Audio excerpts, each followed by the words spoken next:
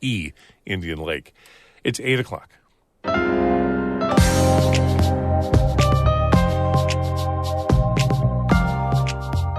Good morning. This is Northern Light for Tuesday, July 18th. I'm Monica Sandreski. And I'm Todd Moe. Smoky air has returned to New York State for the third time this summer. State officials say it likely won't be the last. We are experiencing very compromised air quality at this moment. Literally since I arrived here, the air quality in Cooperstown went from 71 to 136. Paul Smith College's proposed merger with a New York City-based nonprofit will not move forward.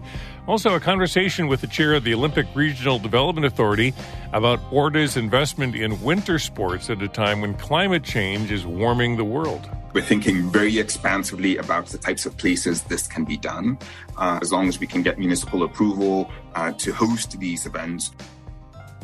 And astronomer Eileen O'Donoghue guides us through what to look for in the morning and evening summer skies. All of that is coming up on Northern Light. Stick with us.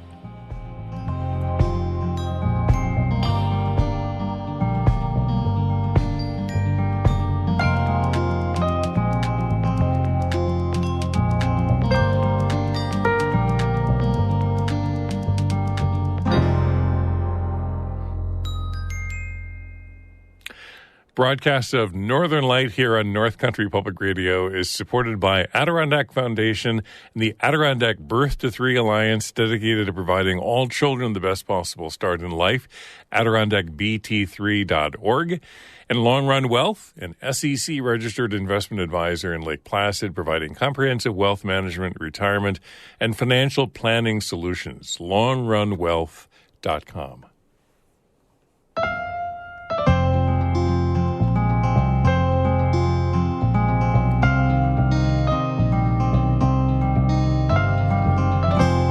This is Northern Light. I'm Monica Sandreski. And I'm Todd Moe. Paul Smith College's proposed merger with the New York City-based nonprofit will not move forward. The State Education Department did not accept the FedCap Group's proposed governance structure with the college. As a result, Paul Smith's withdrew requests with NYSED and its accreditor to be acquired by the group. The Adirondack Daily Enterprise reports that the merger was being pitched as a saving grace for the college, which has struggled with declining enrollments and debt payments. Paul Smith's plans to continue working with FedCap on urban forestry and culinary arts programs in New York City.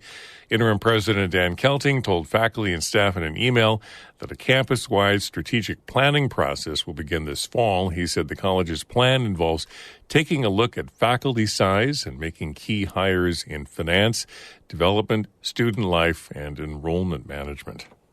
The Roman Catholic Diocese of Ogdensburg has filed for bankruptcy in response to Child Victims Act lawsuits. The New York state law extended the statute of limitations for child sexual abuse claims and opened a look-back window that allowed survivors to file civil suits no matter when the alleged abuse took place.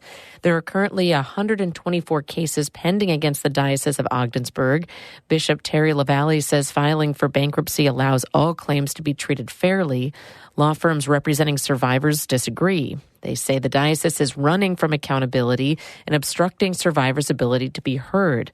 The Diocese of Ogdensburg is the sixth in New York State to file for bankruptcy over the last 4 years. State environmental officials are once again issuing air quality warnings in most parts of the state through today. They say the cause is smoke from widespread Canadian wildfires. Karen DeWitt has more. Governor Kathy Hochul spoke about the latest wave of smoky air at an event inside the Baseball Hall of Fame in Cooperstown. She was supposed to hold the event outside to announce the completion of renovations at Doubleday Field, but she says the toxins in the air were spiking. We are experiencing very compromised air quality at this moment. Literally since I arrived here, the air quality in Cooperstown went from 71 to 136. Anything above 100 is considered unhealthy for people with underlying health conditions like asthma or heart disease. When the numbers reach 150 or higher, then the air is considered unhealthy for everyone. It's the third time since early June that the warnings have been issued. It's been an extraordinary summer. Hochul's Environmental Commissioner Basil Sego says this week's air quality alerts are not likely to be the last. Unlike last time when we were having smoke from Quebec and to some degree Ontario, this smoke is from Western Canada, the fires in Western Canada. So you can get a sense of the distance this smoke has traveled to impact us here in New York. Again, it's 25 million acres burning in Canada, across Canada, really an unprecedented number.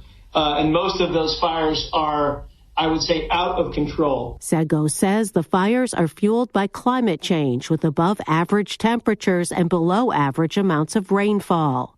The state's health commissioner, Dr. James McDonald, recommends that people stay on top of the potential dangers from the smoky air and check their weather apps on their phones, including the EPA's Air Now app, then plan accordingly. Precautions should include wearing an N95 or KN95 mask outside. I think it's really important for New Yorkers to listen to their bodies.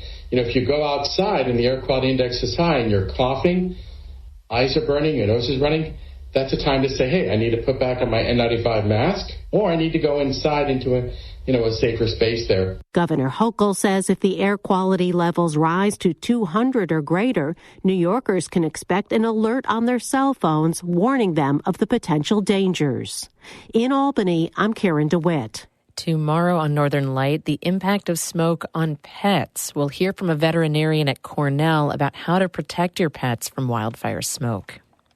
A St. Lawrence University student died in an accident in her hometown area over the weekend. Sydney Lohr of Buffalo would have been a senior this fall. In an email to the SLU community, President Catherine Morris said Lohr was a psychology and government double major.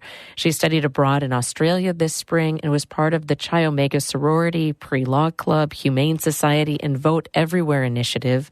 Morris said resources are available to students who need support. The university plans to celebrate Lohr's memory with a community gathering this fall. Unknown vandals ripped up the iconic Marcy Field in Keene over the weekend. Marcy Field serves as a public airport, trailhead, events venue, and farmers market site. According to the Adirondack Explorer, it appears a pickup truck or SUV left deep ruts in the rain-softened soil. Police and Federal Aviation Administration were notified, resulting in the closure of the landing strip. Keene Town Supervisor Joe Pete Wilson told the Explorer he believes the vandalism may be connected to other incidents around town. For now, the damaged area is closed to parking until insurance adjusters can inspect it. There's no timeline yet for when the runway will reopen. And St. Lawrence County seniors can get free rides to the Canton Farmers Market. The Office for the Aging and SLC Public Transit are sponsoring 3 free round trips and lunches from several locations throughout the county on July 21st, July 28th, and August 4th. The goal is for clients to become familiar with using public transit and to learn how they can support local farmers. Interested seniors have to sign up ahead of time.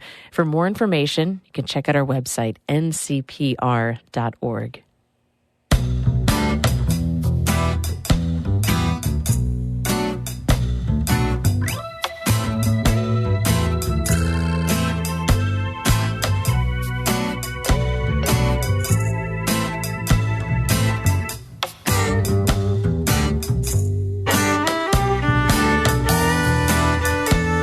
You're listening to Northern Light here on North Country Public Radio. It's 8 minutes past 8. Good morning. I'm Todd Moe. And I'm Monica Sandreski. Coming up, we'll talk over the Big Dipper, Scorpius, and Sagittarius, which are high in this evening sky.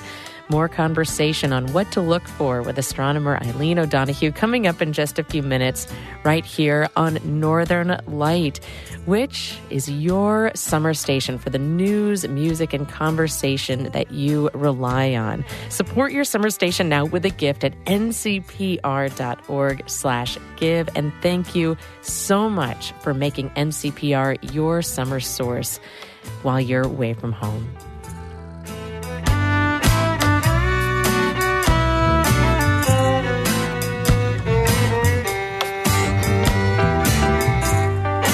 Music by Eddie Lawrence out of Moira. You can check out more of his music. It's part of our Underscore project on our website. Visit us at ncpr.org/underscore.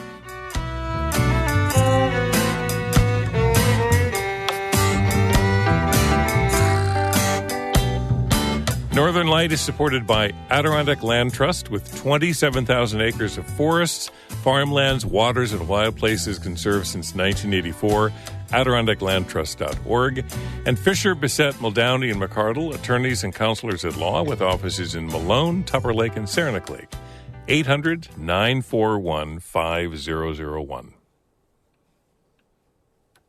About 6 years ago, the Adirondacks' marquee tourism draw, the 1980 Winter Olympics facilities in Lake Placid, were at a crossroads. That's according to Joe Martins, the board chairman of the Olympic Regional Development Authority, which runs those venues.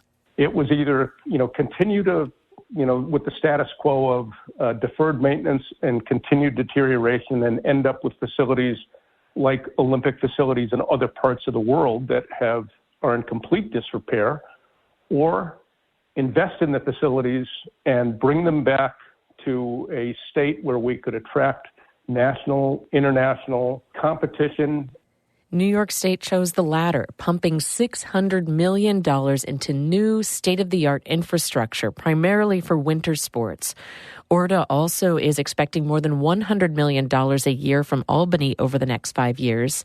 An investigative article, though, by NPR's Brian Mann in Adirondack Life magazine asked tough questions about that taxpayer investment. You can hear our interview with Brian at ncpr.org. Joe Martins, who is a former commissioner of the State Department of Environmental Conservation, told David Summerstein, our news director, that the decision to invest in Lake Placid was and is a very good one. We've repainted the picture here in Lake Placid and in the Catskills, and we have a new slate to work with.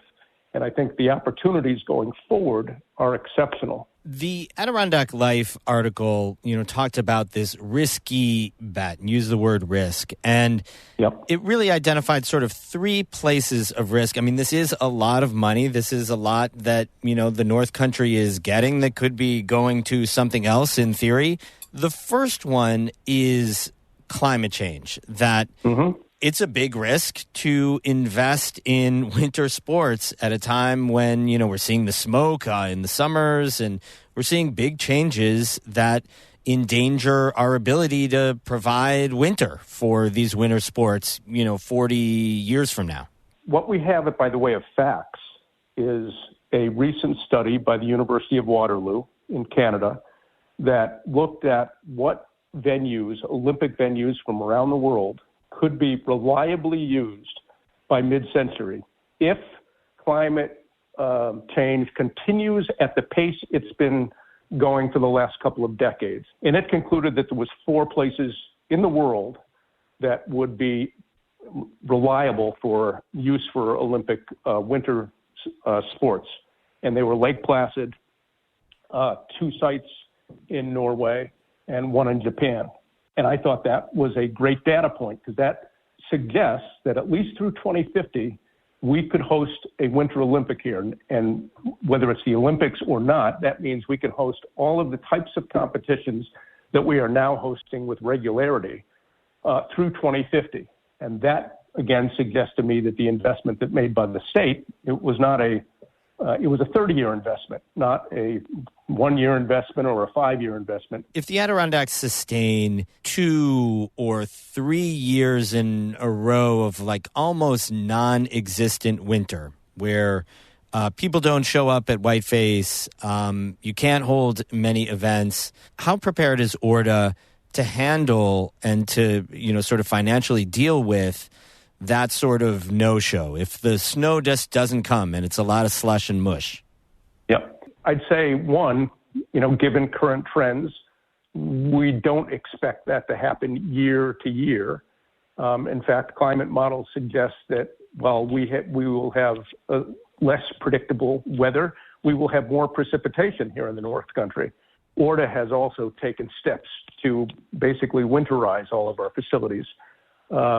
We have our refrigeration systems are good to create ice at very warm temperatures. Our snow-making capacity at higher temperatures is enhanced tremendously. So, we've been kind of road tested in that regard. We have held events here that other places could not host. Last year, there was a biathlon or a cross-country event, collegiate cross-country event that had to be moved from Vermont to here because our snowmaking capacity at Mount Van Hoevenberg was so good, we had plenty of snow to host the event. Having said that, we also have to rely more on our year-round venue or our year-round activities at our venues to generate revenue, which we've been investing in as well. We have zip lines, we have the roller ride at Mount Van Hoevenberg, we have mountain biking at all three of our ski centers. So, and we continue to do that. We know we need to diversify and make our facilities usable year-round, and I think we've made great strides in that regard. What happens if the state experiences significant financial difficulties and, a lot of this money, $100 million a year, if that dries up? And how does ORDA respond to that? Will ORDA be able to handle that? So the short answer is I think we will be able to handle it, thanks to the significant investment we've had over the last 5 or 6 years. Our facilities are in great shape. They always need, work and repairs, and we have more maintenance projects to do. But we are constantly planning for that eventuality. We know what projects are necessary for health and safety, and those obviously come first. We will prioritize whatever projects are in the pipeline after that and decide which ones can wait, which ones would help generate revenue. That'll help decide which ones, again, go forward, which ones have to stop. And, a lot of our payroll is seasonal staff, so we might have to cut back on seasonal staff. So, we're prepared like every state agency. When I was at the Department of Environmental Conservation, we suffered some very severe cutbacks. And you triage. It kind of leads to another question that was raised in the Adirondack Life article that ORDA has invested so much and built so much infrastructure. It's a lot to maintain. Does ORDA have a plan for hiring staff, doing maintenance, sustaining these big, a lot of them high-tech things that require very, technical know-how to maintain? Yes, absolutely. I think the ORDA staff has grown, and as pointed out in the Adirondack Life article, our costs have increased. And generating revenue, new revenue, is obviously extremely important to us. And we know that in order to properly maintain our facilities over time, it will take staff to do that. And, we're going to keep essential staff on at all times to maintain the facilities as best as we possibly can. The good news, again, is that we've made a lot of improvements to our facilities, and while we want to maintain them, we don't want to let them deteriorate, but they are in great shape. It's like buying a new house. You don't have problems for, 10 years. But, after that, things need attention. And, we will have a maintenance plan. We have a maintenance plan for all our facilities, and our intention is to keep them in great shape. What happens, after those 10 years, and if, you're maybe not able to get the kind of funding that you've been getting recently from Albany? So, again, I come back to revenue generation, making ourselves a more sustainable operation. I think we may always need some state support. And another thing I wanted to talk about, we are not like ski centers in Vermont or New Hampshire or other places around the country. We are in the Adirondack Park. We have very strict regulations and confined areas in which we can operate, and that's a good thing. The Adirondack Park looks the way it does and attracts, literally tens of millions of visitors every year because of the beauty, the wilderness areas, the wild forest areas, and the other recreational opportunities. But that limits what ORDA can do. We can't develop real estate, for example. We can't just willy-nilly develop our ski centers or our areas at Mount Van Hogenberg. It's all strictly regulated. We have to do unit management plans and get approval from DEC and APA. So the state recognized that when it created ORDA back in 1980. And that's one of the reasons why it was created, why a public authority was created, and why all of this wasn't just turned over to a private enterprise. So what I hear you saying is ORDA is about, because it's a public entity and because it's working in a sort of public-private hybrid environment like the Adirondack Park, it's about more than, there are more things to consider than the bottom line.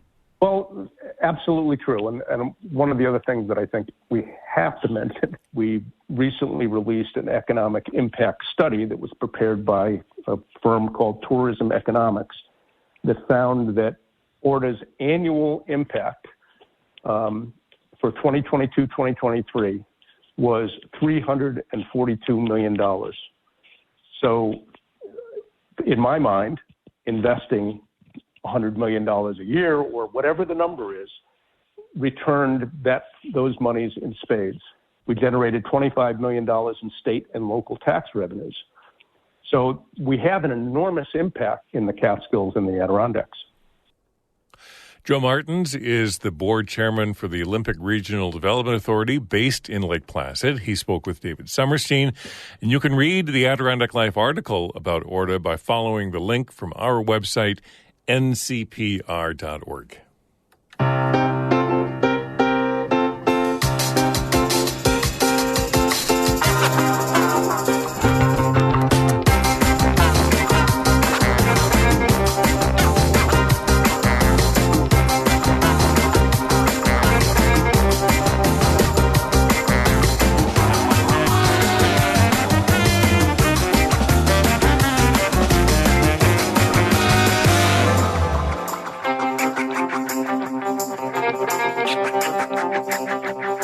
You're listening to Northern Light right here on North Country Public Radio. I'm Todd Moe. And I'm Monica Sandreski.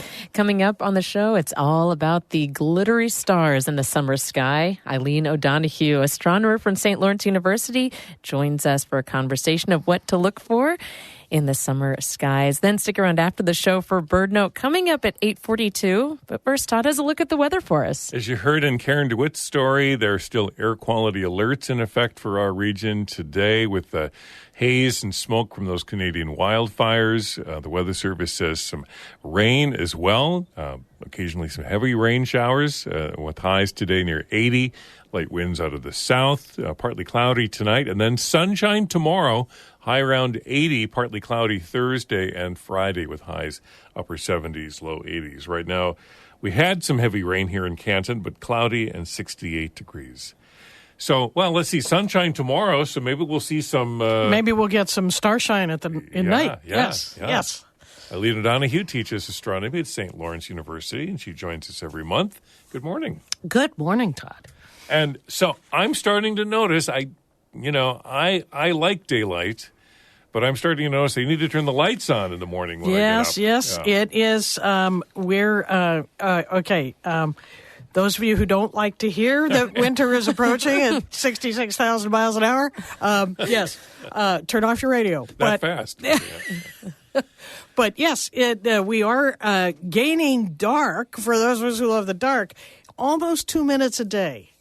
So 2 minutes a day, almost wow. 2 minutes a day. So yes, you are. This is when it really starts to change. And so, in the Celtic seasons, the 1st of August is the beginning of fall because the light is starting to change so rapidly. So savor these. We still have very long days. Today is 15 hours of daylight, only 8 hours of and some of darkness. So those of you who like the light are still, get out there and absorb all the light you can. When I say I'm turning the lights on in the morning, I'm probably getting up a lot earlier than most people. Yes. I'm being a little over dramatic, but you're still plenty of daylight. You're the first one to notice it. You're the canary in the coal mine here. And Eileen, you are all at Twitter this morning talking about gaining dark. Look at you. I'm thrilled to gain some dark. So yes. I mean, I like daylight, believe me, but I it's just too much up here in the summer. I think you told me Sunday that you like going to bed at 8:00. Yes. This is why I'm a radio astronomer. I observe during the day. Yes. But still, so much to look for in the evening skies once the dark does come. Right, and the stars, as you said, it's a lovely time for stars. The planets, Jupiter and Saturn, are in the morning sky, and then the other three naked eye planets are clustered near the sun. So Mars is on the far side. Earth has left it behind. Venus is trying to pass us, so it's on the near side. And then Mercury popped up from the far side and is rising in our evening sky. And so it'll pop up its highest above the horizon about July 29. All right, so if you catch this elusive little planet out there zipping around the sun. But the planets aren't the big deal. It's the sky. It's the stars. The center of the Milky Way is at about its highest in July. And if you have a low southern horizon, this is the time of year to, of course, slather yourself in bug dope and, get out the chaise lounge and the binoculars and just look to the south, because the Milky Way arcs up off of the southern horizon, and the constellations there's Scorpius and there's Sagittarius, and I've made a sky map that we'll post later today to guide your eye, and then from there, so you can see the center of the Milky Way, and you can look with your binoculars and know that a mere 27,000 light years away is a 4.15 million solar mass black hole. And we have made an image of it that you can look at online. So it's just, and then the summer triangle is high above, and the Cygnus, the swan, is always winging her way south along the Milky Way. And it's just a beautiful part of the sky. And so right now we only have we had the new moon yesterday. So it's still the dark of the moon, and we're going to see the lovely crescent rising up with the earth shine, and it's just feast in the evening, Lots of, oh, wow. And be a moments. Feast for the bugs. Lots of, oh, wow. Yes. I mean, seriously, the Milky Way is, you got to admit, it's pretty amazing. It is very glittery, and there are lots of star clusters and nebulae that just scanning with binoculars, you see all this stuff. And it's just a lovely part of the sky to enjoy. And Vega, Deneb, and Altair, the three stars of the summer triangle, they're very bright, and we'll be looking at, they're the summer triangle. Yeah, they rise, in the summer, but then they're there well into December. We see the summer triangle, and it's just to know that part of the sky. And then, of course, the Big Dipper is very high. Right. And from the arc of the handle, you make an arc to Arcturus, and then a spike to Spica, which is in Virgo. And under that arc to Arcturus is Coma Berenices, the hair of Bernice. And it's got this glittery star cluster in there. So I've got that marked on the image. And so, it's a binocular feast. And we'll make sure to get this chart posted online. And this is spectacular. It's so helpful and everything. So we'll make sure that gets posted for listeners. I'm eyeing the time and we're running low, but I want to make sure we talk about the morning sky. That's right. Yeah. Saturn is in Aquarius. Jupiter is in Aries. Jupiter is zooming away from Saturn. I mean, remember they were together just a few years ago, right around Christmas. Yeah. And so it's going to lap Saturn in, another 12 years. But okay, so I've seen Saturn, I've seen Jupiter, I've seen Venus, I've seen Mars. I don't know that I've seen Mercury, though. So. Well, you got to work at seeing Mercury because it never gets very far above the horizon, because it stays really close to the sun. And so you kind of have to plan it. And I recommend you go to inthesky.org, in-sky.org, and it will tell you, or there's others, Sky and Telescope magazine always has, night sky stuff, or just Google night sky tonight and look for it. The best time is around to look for Mercury is really between the 23rd of July and maybe the 6th of August. Okay, that's my goal. Yeah, late July, go out in the evening, look for Mercury. I got to see it. I'll report next month. All right, great. Thanks, Eileen. It's always fun.